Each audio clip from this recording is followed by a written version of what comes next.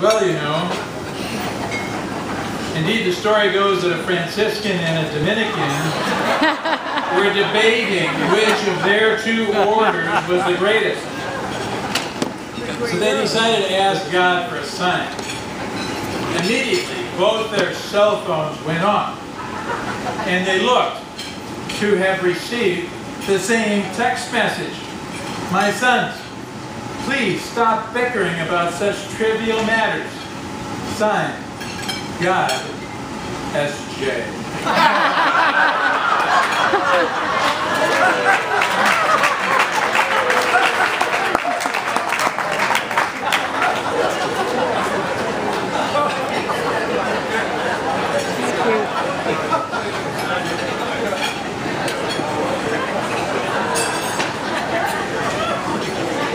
And now, to present the annual Pillar of Hope Award, here is the rising young Executive Director of Boys Hope, Girls Hope, Mr. Tim Grady.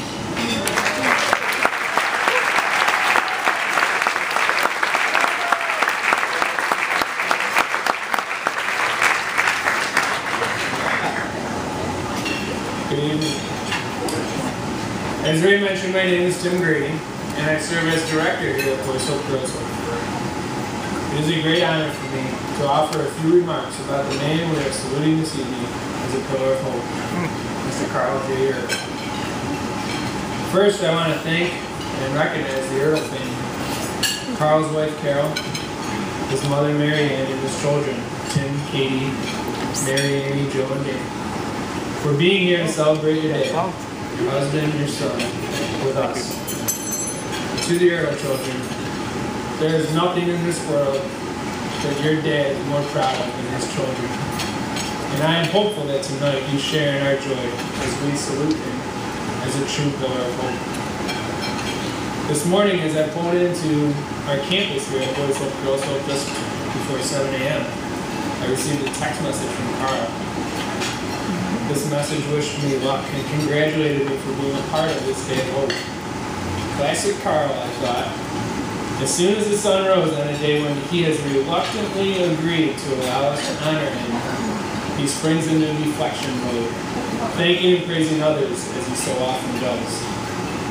Nevertheless, the message worked and warmed my heart, reminding me why, for more than 20 years, I have turned to Karl for an example, for advice, for mentoring, and for friendship.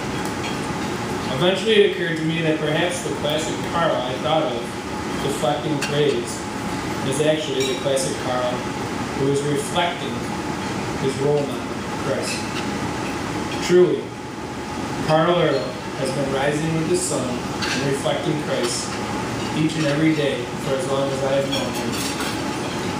Karl's professional career has spanned more than 3 decades in 3 marvelous institutions: St. Ignatius High School, Cleveland Central Catholic, and now Welsh Jesuit High School. Whether as a teacher, admissions director, made no mistake in not needed, principal, coach, or school president, Karl's mission and job description has really always been the same. That is simply find a way to allow young people an opportunity to understand what it means to love and serve Jesus Christ. Let me assure you, Karl has succeeded in his mission. My evidence? Take lunch with him, for example.